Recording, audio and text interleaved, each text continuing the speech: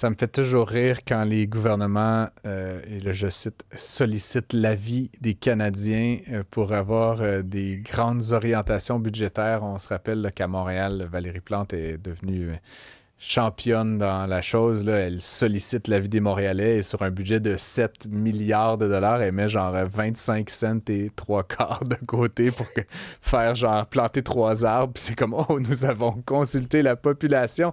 Jacinthe Evarel, qu'est-ce qu'il y a derrière cette volonté consultative soudaine de la part de François-Philippe Champagne, dis-moi?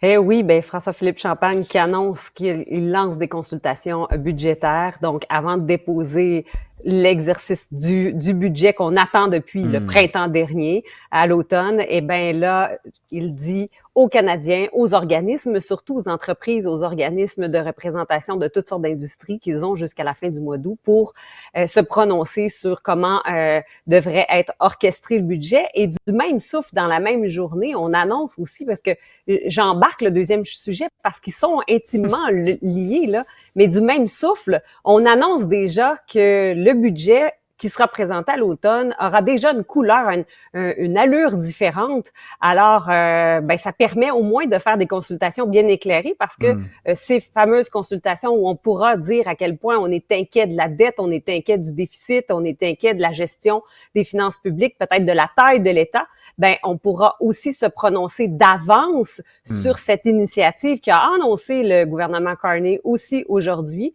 d'avoir une colonne supplémentaire dans le budget qui est la colonne des investissements. Alors, il veut distinguer les dépenses des investissements. C'est du Et nouveau dans le budget canadien. il avait déjà évoqué en campagne électorale, je pense, cette volonté là, de Oui, quand même séparer. Puis bon, je veux dire, moi, en tant qu'économiste, je pense pas qu'on doive nécessairement faire de la comptabilité créative là, pour leurrer les Canadiens, mais je pense quand même, puis je souhaiterais que tous les paliers, le Québec inclus, fassent l'effort de nous montrer quelle portion des dépenses et des déficits notamment sont liés à des dépenses de fonctionnement, là, c'est-à-dire payer l'épicerie, oui. les salaires et tout, et quelle proportion est dédiée à entretenir les actifs, à construire des choses pérennes, de l'infrastructure, etc. Parce qu'on peut très bien imaginer un gouvernement qui fait pas de déficit, mais qui bâtit rien, puis un gouvernement qui fait même des surplus, et un autre qui fait des grands déficits, mais que c'est juste de la dépense d'exploitation. Tu sais, donner un chiffre sans nous dire ce qu'on achète, c'est quand même un peu particulier. Donc, d'une certaine façon, je sais pas si tu partages cet avis-là, mais moi, je trouvais que c'était plutôt une bonne pratique. Après, la question, ça va être de la comparabilité, là, parce que là, on a fait 60 Oui. milliards de déficit l'année dernière. Quel est le chiffre qu'on va nous annoncer là, dans quelques semaines? Et comment va-t-il se comparer avec le passé, évidemment? Oui, l'initiative peut être intéressante et peut même être positive, mais où on trace la ligne de ce qu'est un investissement et ce qu'est une dépense courante. Et c'est là-dessus que ça pourrait être arbitraire dans une certaine mesure, c'est-à-dire que si, par exemple, on parle d'investir dans la construction d'un pont ou dans la construction d'une infrastructure, c'est évident que ça rentre dans la case investissement. Hmm. Maintenant, est-ce que les crédits d'impôt aux entreprises pour innovation, recherche et développement, on entre ça dans la case Ouais. des dépenses courantes Je ou vois où des tu vas en venir. investissements? Ouais, c'est pas toujours des biens durables qui sortent de ça. Hein. Des fois, c'est juste une petite passe-passe comptable, effectivement, pour faire financer des Oui. salaires. Tu as bien raison de le mentionner. Je voulais quand même t'entendre parce que, justement, dans ce sujet là, sur la consultation, bon, tu es peut-être un petit peu plus au fait et au su de la chose, mais j'ai pas le sentiment, moi, personnellement, d'avoir été appelé à quelques consultations que ce soit. Non, mais tu vois, ce que je veux dire, c'est qu'on Ouais, dit oui. qu'on consulte les Canadiens, mais ce qui va se passer dans les faits, c'est qu'il y a beaucoup de groupes de lobby, beaucoup d'organismes qui ont les moyens de faire des genres de mémoires, là, avec beaucoup de moyens. Ouais. C'est pas moi, toi, puis Jean-Guy là, qui allons se faire appeler au téléphone par François-Philippe Champagne pour nous demander on devrait-il acheter des jets F-35 ou pas. Là, Ouais. comment vois-tu éventuellement cette consultation-là, si on prend un angle peut-être un peu plus réaliste, positif, qui va participer à cette consultation-là? Qui va vouloir faire valoir des points selon toi?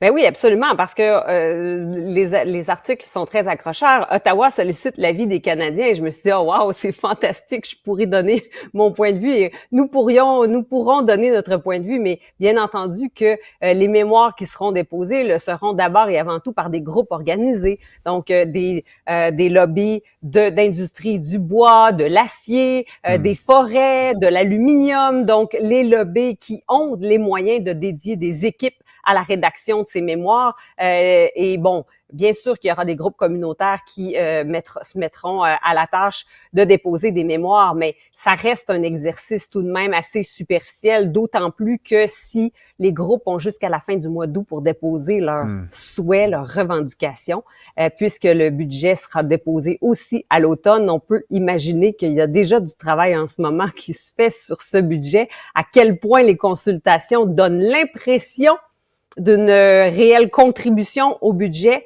et ont un réel impact sur la construction de ce budget-là. J'en doute là, parce que c'est long aussi analyser l'ensemble des mémoires à la fin du mois d'août. T'affectes des équipes à la lecture et au résumé, à la production de résumés de ces mémoires-là, à l'attention des ministres, des cabinets.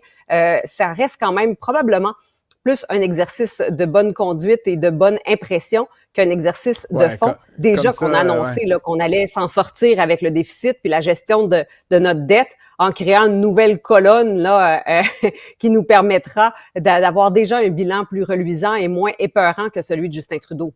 Je comprends. Mais effectivement, bon, on se dédouane peut-être, on pourrait dire, on a consulté. Après, on n'accédera pas nécessairement aux demandes de tous et de toutes. Au contraire, là, on cherche à couper quand même un peu du côté de chez M. Carney, du côté de M. Champagne.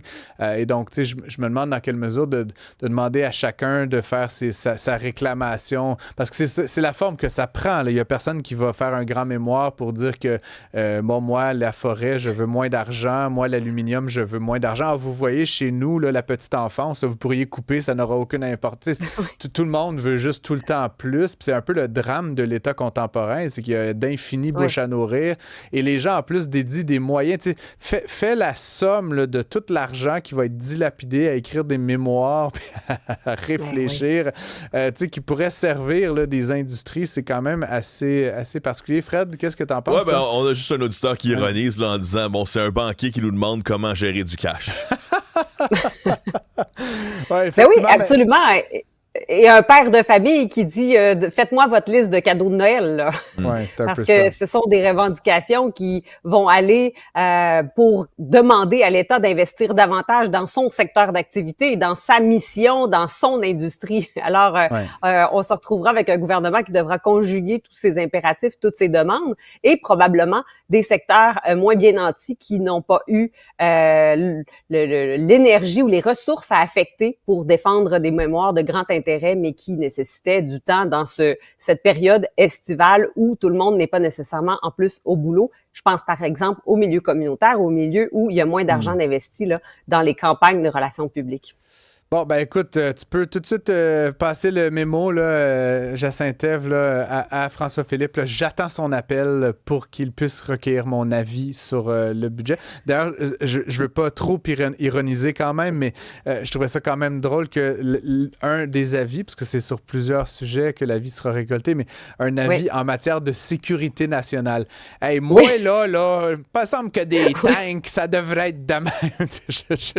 Qu'est-ce que qui que ce soit, à part genre les fabricants d'armes ont à dire sur la dépense militaire. Je trouve ça quand même drôle d'associer dans la même phrase ces consultations publiques. Encore une fois, on comprend là, qu'on va consulter quand même des groupes spécifiques d'intérêt, mais la notion de consultation publique et défense nationale, c'est comme si on allait faire notre prochaine stratégie militaire en faisant des post-it sur un mur là, dans une salle communautaire. Ça prend des drones, Francis. Arvida, ça prend des drones. Ouais.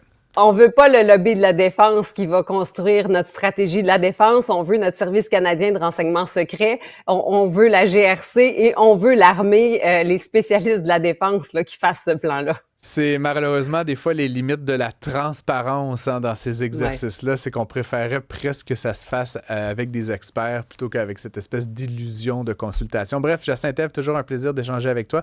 On se retrouve à la même heure, à la même place demain pour une autre chronique politique.